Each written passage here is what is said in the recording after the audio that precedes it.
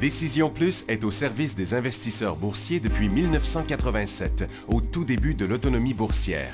Notre logiciel de graphique Market Vision Plus et notre logiciel de code dynamique Trader Plus en ont fait sa renommée. Nous sommes encore ici parce que nous évoluons sans cesse et que nous servons bien nos clients. Découvrez nos produits et services spécialement conçus pour l'investisseur actif et autonome dans la boutique Décision Plus. Le logiciel de graphique Market Vision Plus est en français. C'est le logiciel le plus utilisé par les investisseurs de chez nous. C'est lui que vous voyez dans le feu de l'action. Trouvez, classez et analysez plus facilement avec cet outil sans pareil pour suivre la bourse et prendre les meilleures décisions.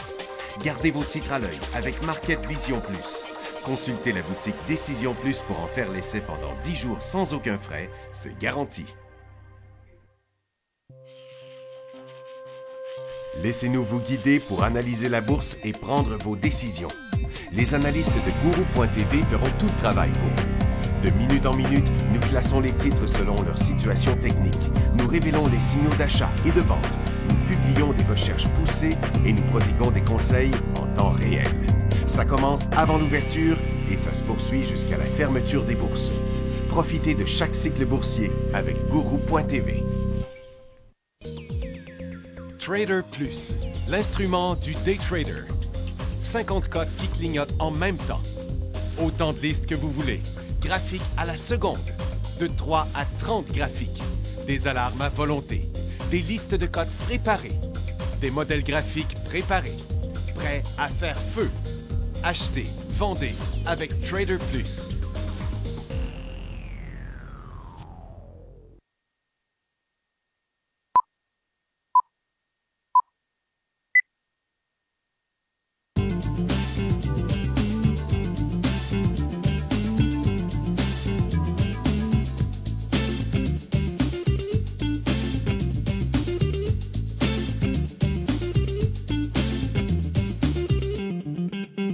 Bonjour, bienvenue sur Décision Plus au feu de l'action, 11h30 jeudi, le 9 février. On a des marchés en forte hausse, 140 points sur le Dow, 2/%, 38 points sur Nasdaq, même chose, 2/% partout aux États-Unis. Toronto en hausse de 80-50 points. Ça nous fait des nouveaux sommets à vie sur Nasdaq, sur le SPY. Sur Nasdaq, c'est quand même clair comme décollage. On faisait des nouveaux sommets les derniers jours, mais c'était tout le temps, là, on effleurait. Là, aujourd'hui, on traverse, on est capable de maintenir ces points-là toute la journée. Ça va être fort positif sur les marchés, sur Nasdaq aujourd'hui. Sur le Dow, nouveau haut à vie. J'aimerais ça qu'on gagne un autre 60-70 points pour vraiment traverser à la hausse. Si on était capable d'aller à 200, ça serait vraiment convaincant. Sur le SPY, à cause de Nasdaq, c'est aussi convaincant. Donc, décollage généralisé aux États-Unis. On a des secteurs qui s'en viennent en cycle haussier. Sur Toronto, le décollage s'est fait comme vendredi dernier. Vous pouvez voir le deuxième petit décollage hier. On arrive à notre sommet, mais ce qui est important de savoir, c'est que ce sommet-là, je vais juste effacer toutes les lignes pour vous la refaire. Ce sommet-là, c'est le double sommet à vie sur le TSX. Donc, ça va être un peu plus difficile à traverser ça, mais si on le traverse, ça va vraiment être positif. C'est sûr qu'en ce moment, si on le traversait aujourd'hui ou demain, on serait sur le même cycle. Donc, je pense qu'idéalement, j'aimerais ça qu'on ait une pause à ces niveaux-là, un peu comme on a eu une pause sur le SPY et les marchés américains, une pause au sommet, puis après ça, on décolle. Pour moi, ça serait le scénario idéal, parce que les secteurs auraient le temps de refaire une belle formation là, puis on ne pourrait pas juste traverser en cycle haussier d'un coup où les signaux seraient plus difficiles. La raison pour laquelle les marchés américains sont en hausse comme ça, c'est que Trump, aujourd'hui, il a tweeté, il a annoncé, il allait publier son plan de taxation pour les corporations puis les individus d'ici 2-3 semaines. Le marché était complètement coincé depuis longtemps parce que le marché hésitait entre qu'est-ce qui va arriver au niveau du protectionniste américain, puis en même temps, quand il va annoncer son gros programme de réduction de taxation pour les corporations. C'est surtout ça qui est important, puis c'est surtout ça qui explique la hausse qu'on a eue depuis environ le 7 novembre, donc depuis là, juste un peu avant l'élection. C'était vraiment là-dessus que les marchés ont monté. S'il y a moins de taxes, les entreprises font plus d'argent, ils vont pouvoir investir davantage aux États-Unis, ils vont vouloir rapatrier les sommes d'argent aux États-Unis, investir aux États-Unis, Puis là, tout déboule.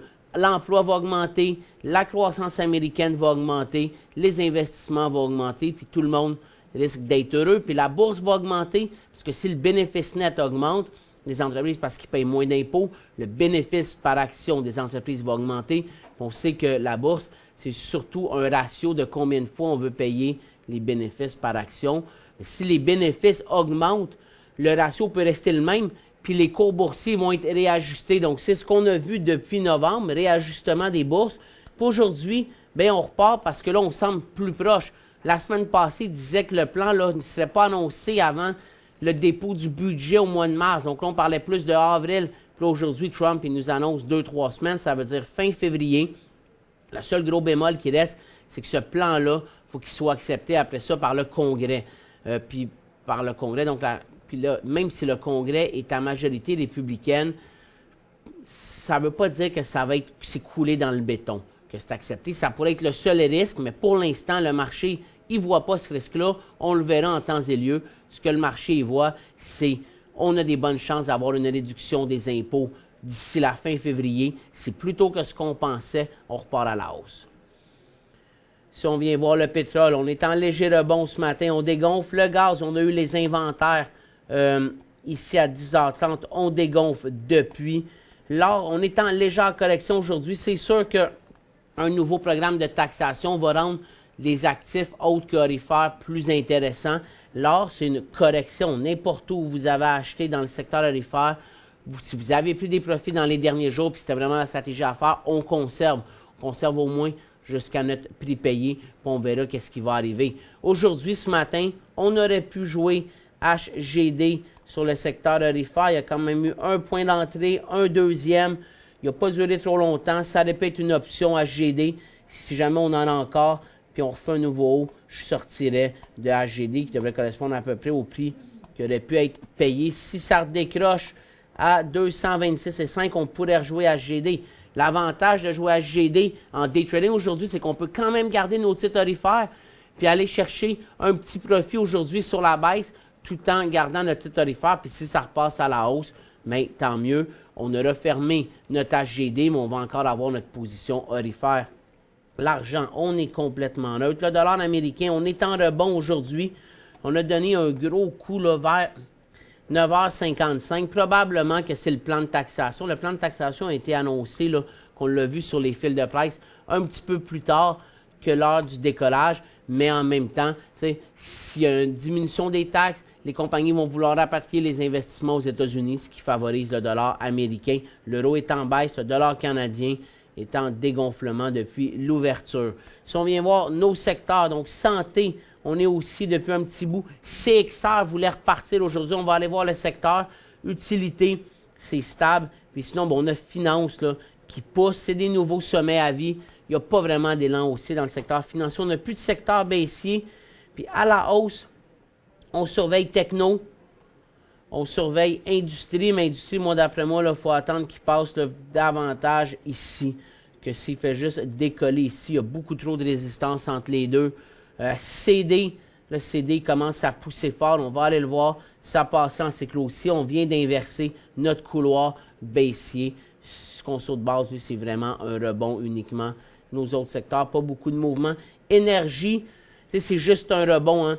Il n'y a rien à transiger ici. Si le rebond se poursuivait, il pourrait avoir des titres de day trading un peu plus intéressants, mais sinon, c'est uniquement du rebond. Puis secteur minier va être à surveiller. On est au support. Je vais aller vous montrer ça. Puis or, on le voit bien. Hein?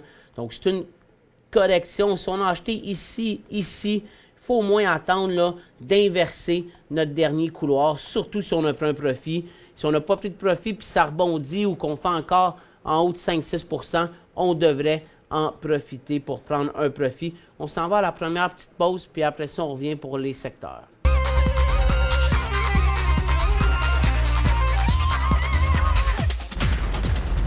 Donc, on va aller voir nos secteurs. On va commencer par santé. Donc, santé, c'est CXR aujourd'hui qui peut être à surveiller. Ici, j'ai un graphique de 5. On va se mettre en 3. Donc, c'est vraiment, là, si jamais il redonnait un prochain point à 3,90 $. Sinon, il y a Valiant aujourd'hui qui peut aussi être intéressant dans la santé. uniquement du day trading, mais ces deux titres-là que je viens de parler, c'est qu'en day trading, ils peuvent nous faire facilement 5, 6, 7, 8, 9 %. Donc, ils sont à surveiller. Je dirais 19,75 pour Valeant. Moi, je sortirais à 19,65 si c'était avorté. Puis les autres titres dans la santé, là, on va aller voir. Pour l'instant, Prométique, il a fait une tentative ici, c'est resté stable. Moi, je pense que le prochain point d'entrée pourrait être intéressant vers les 2,30 $ dans ce secteur-là. Si on vient voir le secteur minier, c'est First Quantum qui met un peu de pression, qui rebondit. C'est Tech. D'ailleurs, je vais répondre à la première question que j'ai ici.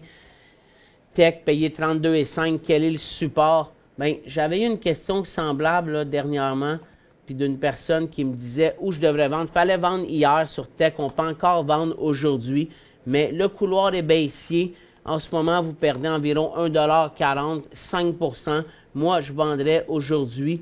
Si vous avez peur que ça rebondisse, j'attendrais un nouveau bas, là. Un nouveau bas, donc 30,45, 30,40, il faut absolument sortir de Tech. On est en train de passer aussi le support qu'on avait de janvier. Donc, il n'y a rien de positif là-dessus. Taseko Mine qui fait des nouveaux bas va être en élan baissier maintenant. Après ça, on a les plus petites capitalisations. Les Vanoé Mine, si on l'a acheté ici, on a eu 2 occasions de prise de profit dans les 2 derniers jours.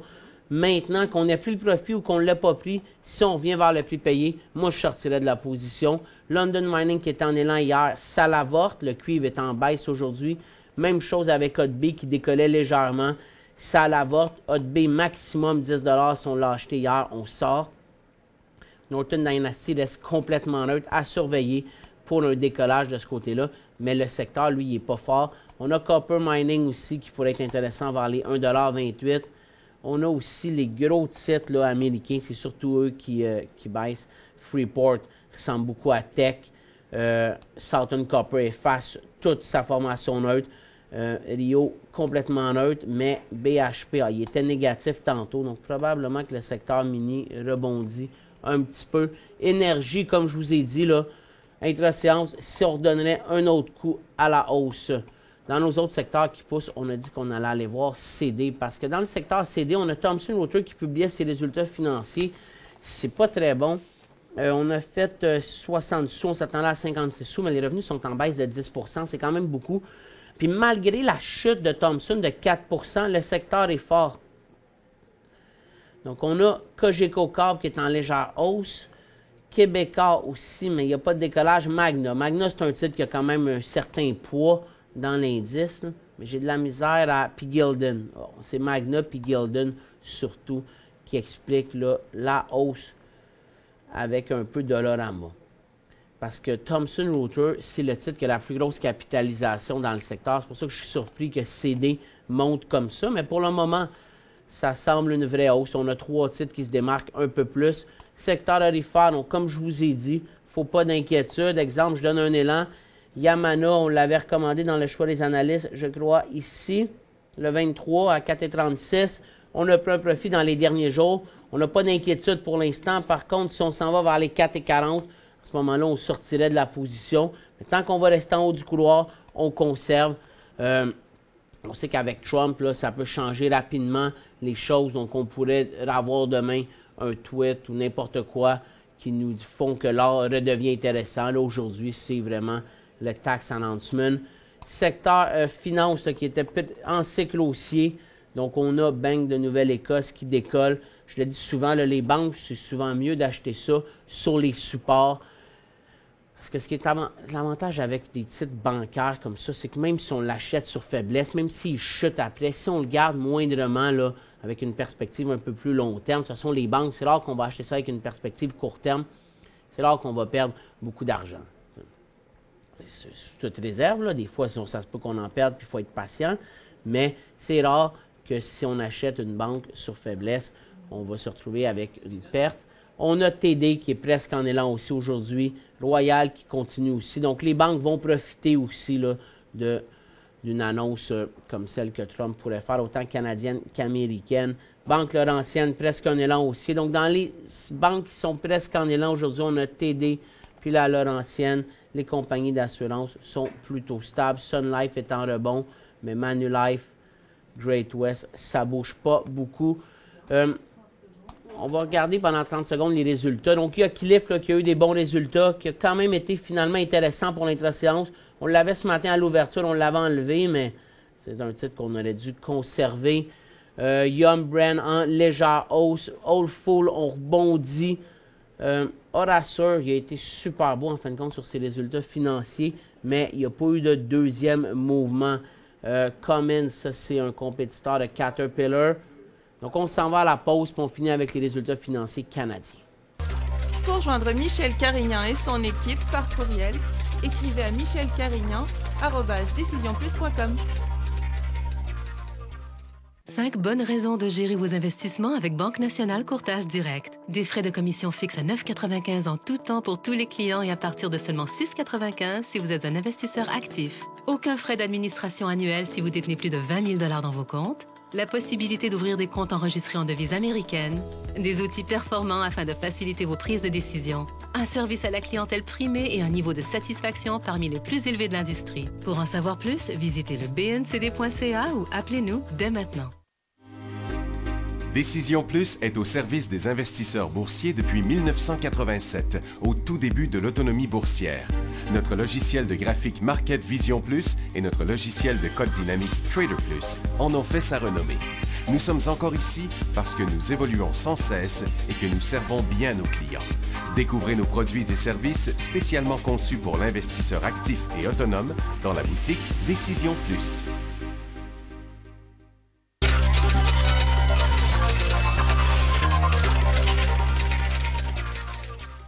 Je vais juste vous le montrer. Là, je viens de voir que GLD est en train de donner un deuxième mouvement baissier. L'or est en baisse de 9 $. Le secteur aurifère pourrait donner un point. Donc, je pense qu'on pourrait avoir une opportunité sur HGD au Canada ou DUST aux États-Unis. Les autres secteurs, là, pour l'instant, il n'y a pas beaucoup de mouvement. Donc, on va continuer avec les résultats financiers canadiens. J'ai beaucoup de questions aussi, donc je veux aller répondre à vos questions. Donc, on a Brookfield, on a Manulife qui ne bouge pas du tout, on a Suncor. Puis j'ai une question sur Suncor, donc je vais en profiter. Marie, que pensez-vous d'acheter Suncor? Bien, je n'aurais jamais acheté Suncor hier, une journée avant ses résultats financiers. Je pense que c'est toujours risqué. Là, il arrive à la hausse, on est chanceux. Il serait arrivé à la baisse, ça serait décevant. Donc, aujourd'hui, ce n'est pas le meilleur point d'entrée après ces résultats, surtout qu'il dégonfle. Moi, je pense toujours que le secteur énergie puis le pétrole sont dans une zone dangereuse. Suncor est plus fort que le secteur, là, mais ça reste presque un couloir baissier. S'il se stabilisait ici, là, je serais plus enclin à l'acheter. Puis si je l'achetais aujourd'hui, puis qu'il inversait là, ce couloir-là, qui repasserait en dessous, si je refais ma ligne, là, en dessous des 41, là, vers les 40 et 80, je sortirais de la position. Je n'attendrais pas nécessairement qu'il tombe à 39,80, mais je pense pas que c'est un bon point d'entrée. Ici, sur Suncor, on avait Whelan aussi qui ne bouge pas. Precision Drilling dans le secteur énergie. Là, les plus beaux titres dans l'énergie en ce moment sont dans les services. Je vais aller vous en montrer quelques-uns. Thomson Reuters, qu'on a vu qui décrochait. TELUS en baisse. Puis après ça, on a deux petites nouvelles au Canada. Qui, qu'on a souvent des questions.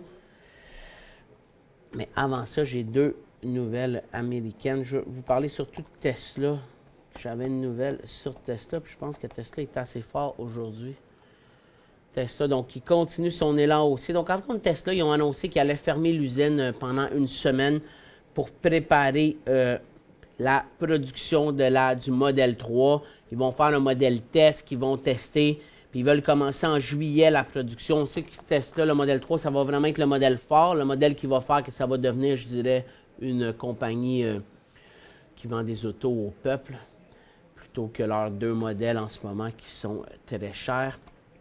Puis, on a deux petites nouvelles. Donc, Keek, qui ont été choisis pour être inclus dans la bourse de croissance TSX 2017, là, mais dans les titres qui ont la meilleure croissance. Puis, la société de médias sociaux vidéo a été nommée la première entreprise dans le secteur de la technologie.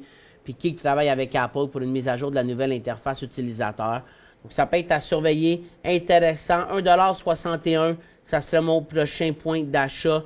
On a une nouvelle sur Nemaska. C'est un autre titre qui est à surveiller. Donc, Nemaska a annoncé que la mise en service de la cellule électrolytique à son usine de fusion à Shawinigan est un succès.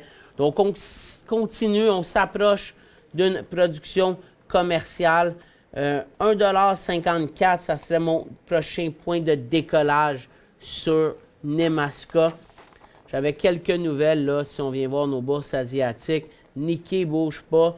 Donc, on a le président japonais va rencontrer M. Trump à Washington demain. Ils vont jouer au golf ensemble samedi. Mais c'est pas ça qui est important. Là. Ça va surtout être de voir ça va être quoi la relation entre les deux pays.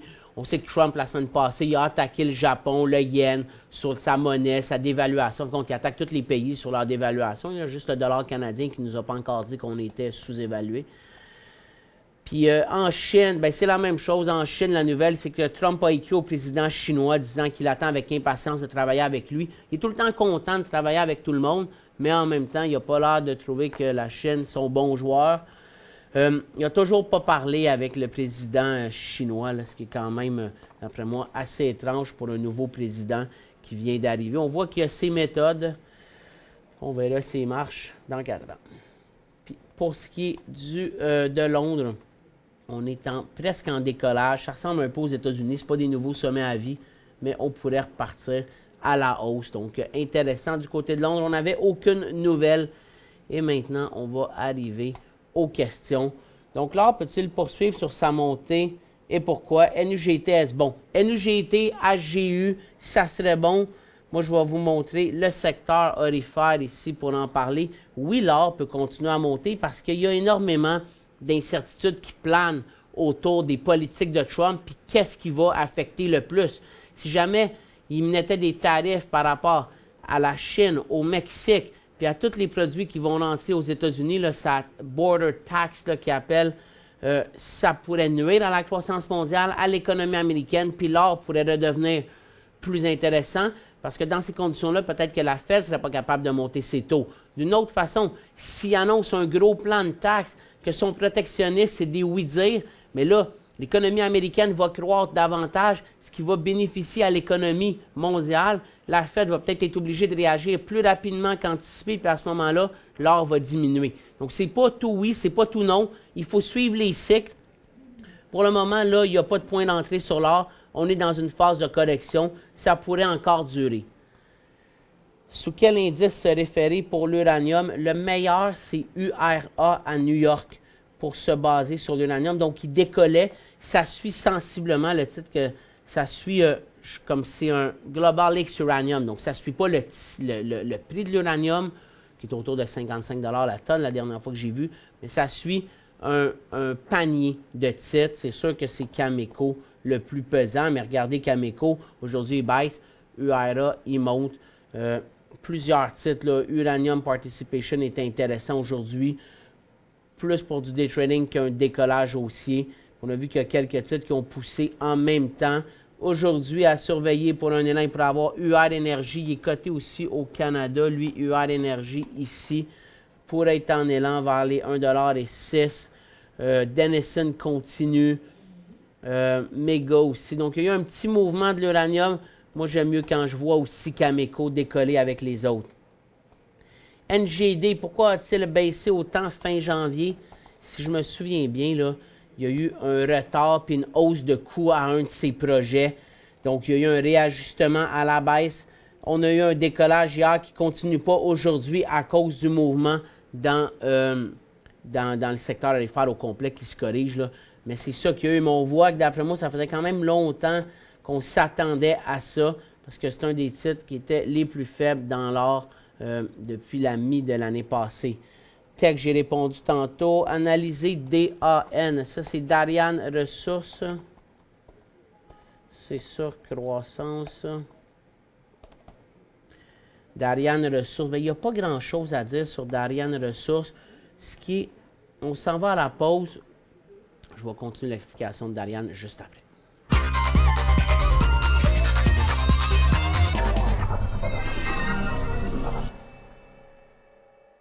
5 bonnes raisons de gérer vos investissements avec Banque Nationale Courtage Direct. Des frais de commission fixes à 9,95 en tout temps pour tous les clients et à partir de seulement 6,95 si vous êtes un investisseur actif. Aucun frais d'administration annuel si vous détenez plus de 20 000 $ dans vos comptes. La possibilité d'ouvrir des comptes enregistrés en devise américaine.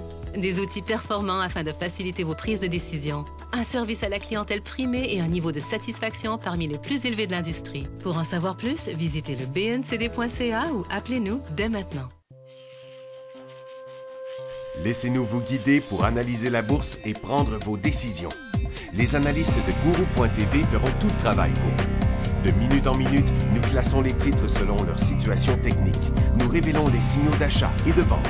Nous publions des recherches poussées et nous prodiguons des conseils en temps réel. Ça commence avant l'ouverture et ça se poursuit jusqu'à la fermeture des bourses. Profitez de chaque cycle boursier avec Gourou.tv.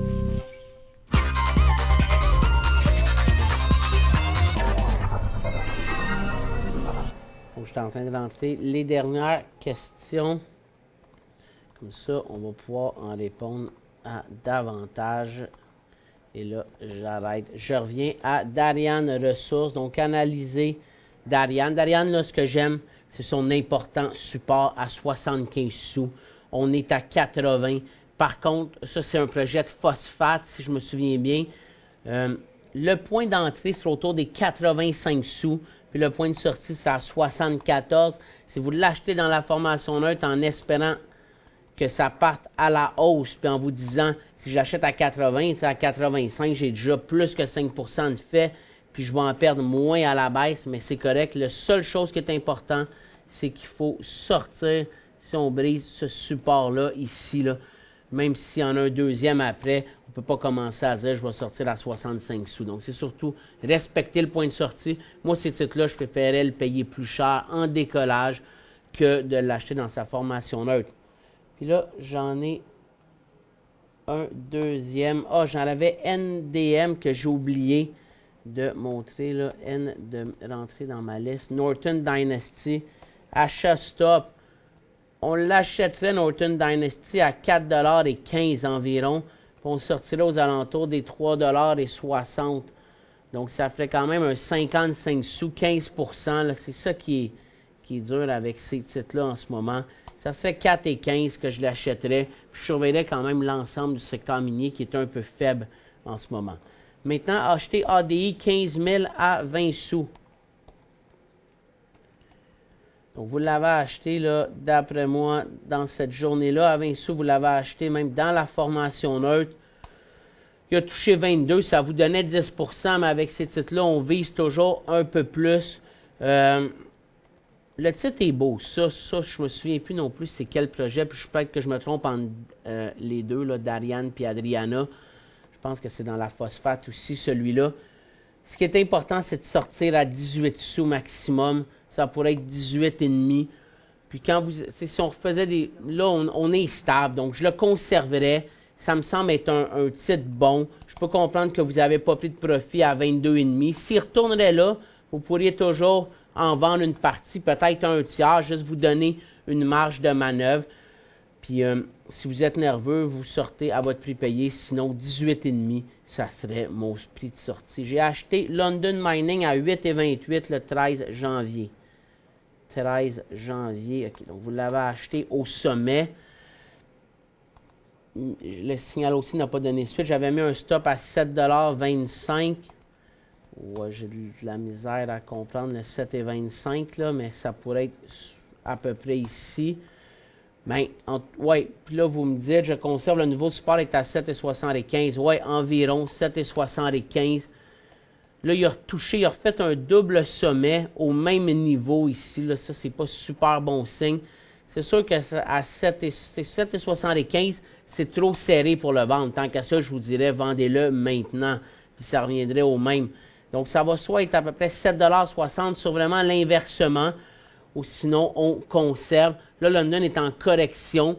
Il est plus fort que les First Quantum Tech. Il va falloir surveiller ces First Quantum Tech Freeport. S'il continue à chuter, lui, il va continuer à chuter aussi. J'ai acheté RTI la semaine passée à 55 sous. 20 000 actions, que faire? En fin de compte, vous l'avez acheté probablement la semaine passée. C'est dans la grosse formation neutre. Ce titre-là, il est dans une grosse formation neutre. Donc, l'important, ça va être de sortir à 50 sous. Puis sinon, on reste patient. Vous faites 4 sous. Si vous avez une position d'à peu près 10 000 $, si ça vous fatigue, bien, vous pouvez en prendre un profit. Vous pourriez même en prendre un, sinon, là, à 61,8 $, presque 62 sous. en vous disant 62 sous, vous allez faire quand même 7 sous, à peu près 12 12-13 Donc, ça pourrait valoir la peine, surtout qu'à toutes les fois qu'il a touché ça, il a arrêté. Donc, on en vendrait une partie à 62, comme ça, s'il redégonfle, vous êtes protégé, puis s'il décolle, il vous en reste. Est-ce trop tard pour KT? Je dirais oui. KT, l'élan était ici, sinon il s'achetait le lendemain à l'ouverture. Parce que cet élan-là, il avait dégonflé. Donc, le lendemain, quand on l'a vu repartir, on aurait pu l'acheter. Maintenant, on laisse aller ça. Ça, je ne sais pas c'est quel produit minier qui extrait. Il nous reste encore quelques minutes. Acheter STA à 3 sous. Ah, je pense que Michel avait répondu à cette question-là. Vendu la moitié à 6,5. C'est parfait. Moi, je vendrais le reste là, maximum à votre prix payé ou à 3 sous et demi si vous voulez couvrir une petite partie. Puis si vous voulez conserver encore plus de profit, puis vous sentez qu'il est faible, bien, vous en vendez une autre partie maintenant. C'est des titres qui sont impossibles à analyser vraiment. Il y a eu un gros décollage. Je n'ai pas la raison. Donc, ça peut repartir comme ça peut chuter. Donc, si vous trouvez, là, vous en aviez, je ne sais pas combien ça donnait là, en argent, 3 sous 50 000. C'est peut-être 5 000 $ d'action. Mais, oui, maximum à votre prix payé, vous sortez. Analysez Facebook. Facebook est plutôt stable en ce moment. Hein. Il y a eu des bons résultats, mais il n'a pas vraiment décollé. Son prochain point d'entrée sera à 135.